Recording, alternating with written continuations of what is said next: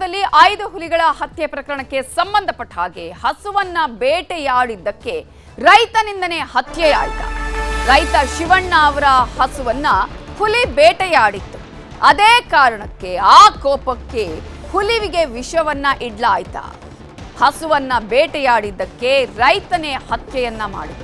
ರೈತ ಶಿವಣ್ಣ ಅವರ ಹಸುವನ್ನ ಹುಲಿ ಬೇಟೆಯಾಡಿತ್ತು ಅನ್ನುವಂತಹ ಕೋಪಕ್ಕೆ ಬೇಟೆಯಾಡಿ ಕೊಂದಿದ್ದಕ್ಕೆ ಹುಲಿಯ ಮೇಲೆ ಶಿವಣ್ಣನಿಗೆ ದ್ವೇಷ ಉಂಟಾಯ್ತ. ಆ ದ್ವೇಷಕ್ಕೇನೆ ಸತ್ತ ಹಸುವಿನ ಕಳೆಬರದ ಮೇಲೆ ವಿಷವನ್ನ ರೈತ ಶಿವಣ್ಣ ಹಾಕಿದ್ರ. ವಿಷ ಹಾಕಿದ ಹಸುವಿನ ಕಳೆಬರವನ್ನ ತಿಂದು 5 ಹುಲಿಗಳು, 1 ತಾಯಿ ಹುಲಿ, 4 ಮರಿ ಹುಲಿಗಳು ಸಾವನ್ನಪ್ಪಿವೆ. ಹಸುವನ್ನ ಹುಲಿ ಬೇಟೆಯಾಡಿದ್ದು ಹಾಗಾದ್ರೆ ಸಿಬ್ಬಂದಿಗೆ ಗೊತ್ತೇ ಆಗ್ಲಿಲ್ವಾ?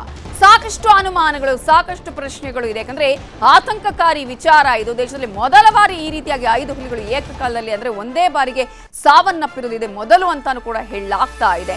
ಹಸು ಕಳೆಬರಕ್ಕೆ ವಿಷವನ್ನ ಮಿಕ್ಸ್ ಮಾಡಿದ್ದು ಕೂಡ ಸಿಬ್ಬಂದಿಗೆ ಗೊತ್ತಾಗ್ಲಿಲ್ವಾ? ವಾಚರ್, ಗಾರ್ಡ್, ಅರಣ್ಯಾಧಿಕಾರಿಗಳ ನಿರ್ಲಕ್ಷ್ಯ ಇಲ್ಲಿ ಬಟಾ ಬಯಲಾಗಿದೆ. 5 ಹುಲಿಗಳ ಸಾವಿಗೆ ಯಾರು ಹೊಣೆ? ಅರಣ್ಯ ಇಲಾಖೆಯಲ್ಲಿ ಇದೀಗ ಯಾರ ತಲೆದಂಡವಾಗುತ್ತೆ? ಮುಂದಾಗುವ ಇಂತಹ ಅನಾಹುತವನ್ನ ತಪ್ಪಿಸೋದು ಹೇಗೆ? ಹೀಗೆ ಸಾಕಷ್ಟು ಪ್ರಶ್ನೆಗಳಿದೆ. ಪ್ರತಿ ಬಾರಿ ಈಗ ಆದಾಗ್ಲೂ ಕೂಡ ಈಗಾಗಲೇ ಇಂತಹ ವಿಚಾರಕ್ಕೆ ಸಂಬಂಧಪಟ್ಟ ಹಾಗೆ ಅರಣ್ಯ ಇಲಾಖೆ ಒಂದೊಂದು ಸಬೂಬನ್ನ ಕೊಡುವಂತಹ ವಿಚಾರಗಳನ್ನ ನಾವು ನೋಡ್ತಾನೆ ಇದ್ದೀವಿ. ಇದೇ ವಿಚಾರಕ್ಕೆ ಸಂಬಂಧಪಟ್ಟ ಹಾಗೆ ಮಾತನಾಡೋದಕ್ಕೆ ನಮ್ಮ ಜೊತೆ ಇದೀಗ ವನ್ಯಜೀವಿ ತಜ್ಞರಾಗಿರುವಂತಹ ಜೋಸೆಫ್ ಹೂವರ್ ಅವರು ನೇರ ಸಂಪರ್ಕದಲ್ಲಿ ಜಾಯ್ನ್ ಆಗಿದ್ದಾರೆ. ನಮಸ್ತೆ, ಗುಡ್ ಮಾರ್ನಿಂಗ್. ಮಾರ್ನಿಂಗ್, ನಮಸ್ಕಾರ.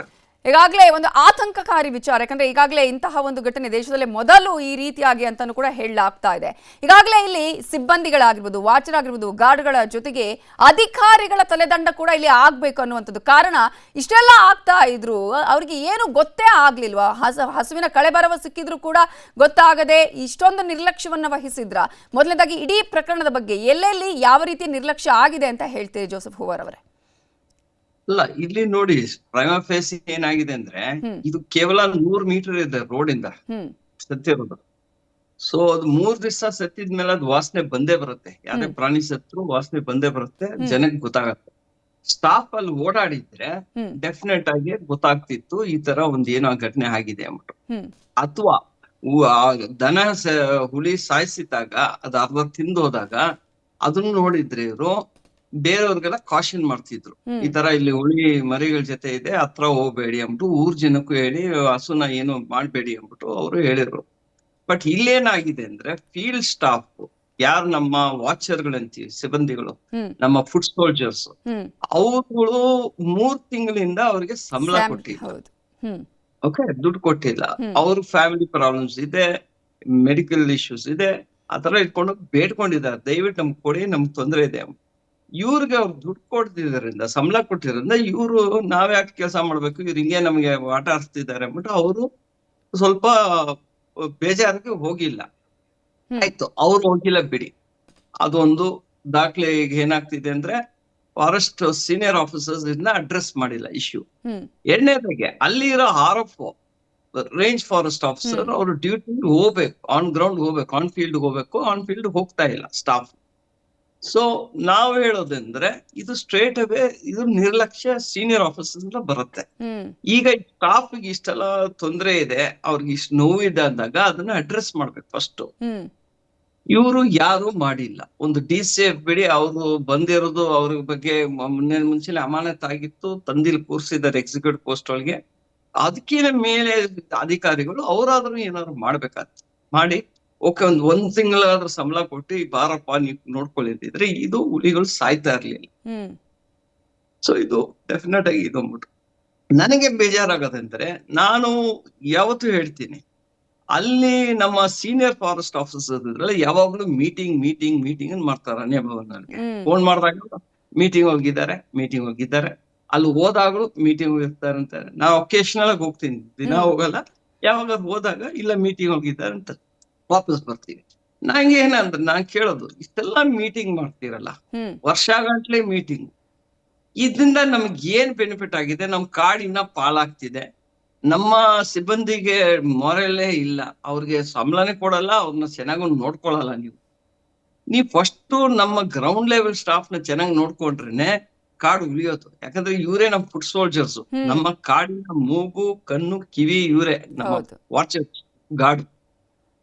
ನೀವು ಆರಾಮಾಗಿ ಕೂತ್ಕೊಂಡು ಆಫೀಸರ್ಸ್ ಏನು ಮಾಡ್ತಾರೆ, ಎಕ್ಸಿಕ್ಯೂಟಿವ್ ಪೊಸಿಷನ್ ಏನು ಮಾಡ್ತಿರ್ತೀರ. ಸೊ ನಾವ್ ಹೇಳೋದಂದ್ರೆ, ನೀವುಗಳು ಇಷ್ಟೆಲ್ಲ ಮೀಟಿಂಗ್ ಮಾಡ್ಬಿಟ್ಟು ನಮ್ಮ ಸಿಚುವೇಶನ್ ಹೀಗೆ ಇದೆ, ಏನು ಇಂಪ್ರೂವ್ ಆಗಿಲ್ಲ. ಈಗ ಕಾಡು ಉಳ್ದಿರೋದಂದ್ರೆ ನಾನು ಯಾವತ್ತೂ ಹೇಳ್ತೀನಿ 90% ನಮ್ಮ ರೈತರಿಂದ ಉಳ್ದಿರೋದು. ಅವ್ರ ನೋವು ಇದ್ರು, ಅವರು ವನ್ಯಜೀವಿ ಸಂಘರ್ಷ ಇದ್ರು, ಅವ್ರಿಗೇನ ಅಪಾಯ ಆಗಿದ್ರು ಅವ್ರ ತಾಳ್ಮೆಯಿಂದ ಮಾಡ್ಕೊಂಡ್ ಬರ್ತಿದ್ದಾರೆ, ನೋವು ಕೊಟ್ಟು ಇದ್ದಾರೆ.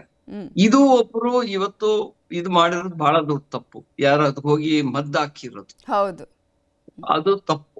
ಅದನ್ನ ಹಿಡಿದು ಅವ್ರಿಗೆ ಈಗ ಪಾಠ ಕಳಿಸ್ಲೇಬೇಕು. ಬಟ್ ಅನ್ಫಾರ್ಚುನೇಟ್ ಏನಾಗತ್ತೆ, ಇಂಥವ್ರನ್ನ ಬೇಲ್ ಒಳಗ್ ಬಿಡ್ತಾರೆ, ಪೊಲಿಟಿಕಲ್ ಸಪೋರ್ಟ್ ಬರುತ್ತೆ, ಬೇಲಿಂದ ಆಚೆ ಬರ್ತಾರೆ.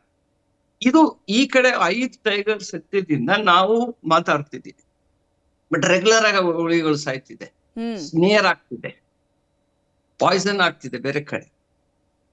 ಈಗ ಇದು ಯಾಕೆ ಆಗ್ತಿದೆ ಅಂದ್ರೆ ಫೀಲ್ಡ್ ವರ್ಕ್ ಇಲ್ಲ. ಯಾರು ಹಾರಫಗಳು ಫೀಲ್ಡ್ ಹೋಗ್ತಿಲ್ಲ. ನಾವ್ ಮಾತಾಡ್ತಾ ಇರ್ತೀವಿ ಸ್ಟಾಫ್ಗೆ, ಇವ್ರಿಗೆ ಅಂದ್ಬಿಟ್ಟು ಅವ್ರು ಹೇಳೋದಂದ್ರೆ, ಸರ್ ನಮ್ ಸಾಹೇಬರೇ ಒಳಗಡೆ ಬರಲ್ಲ. ಸರ್ ಈಗ ಇಷ್ಟೆಲ್ಲ ಸಮಸ್ಯೆಗಳಾಗಿದ್ರು ಪರಿಹಾರ ಹೇಗೆ ಇಲ್ಲಿ ಅಂತ ಹೇಳಿ?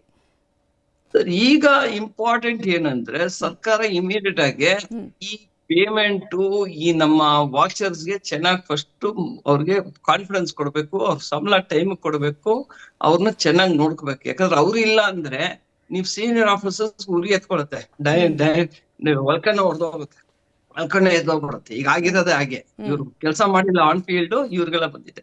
ಸೊ ಅವ್ರನ್ನ ಫಸ್ಟ್ ನೋಡ್ಕೊಳ್ಳಿ. ನಿಮ್ಮ ಸ್ಪೆಷಲ್ ಟೈಗರ್ ಪ್ರೊಟೆಕ್ಷನ್ ಫೋರ್ಸ್ ಇದೆಯಲ್ಲ, ಅದಕ್ಕೆ ಸಿಬ್ಬಂದಿ ಸೇರ್ಸ್ಕೊಳ್ಳಿ. ಅಲ್ಲಿ ಕೊರತೆ ಇದೆ, ಸಿಬ್ಬಂದಿ ಕೊರತೆ ಇದೆ. ಆಮೇಲೆ ನಮ್ಮ ಸ್ಟಾಫ್ ಕೊರತೆ ಇದೆ. ಯಾಕಂದ್ರೆ ಎಲ್ಲಾ ಅರಣ್ಯನ ನಾವು ನೋಡ್ಕೊಳಕ್ ಆಗಲ್ಲ, ಯಾಕಂದ್ರೆ ಇರೋದೇ ಸಿಬ್ಬಂದಿ ಕಮ್ಮಿ. ಆದ್ರೆ ಇಂಪಾರ್ಟೆಂಟ್ ಏನಂದ್ರೆ, ಆಫೀಸರ್ಸ್ ಇವ್ರು ಬರ್ತಾರೆ, ಒಂದು ಆಟಿಟ್ಯೂಡ್ ಇಟ್ಕೊಂಡ್ ಬರ್ತಾರೆ.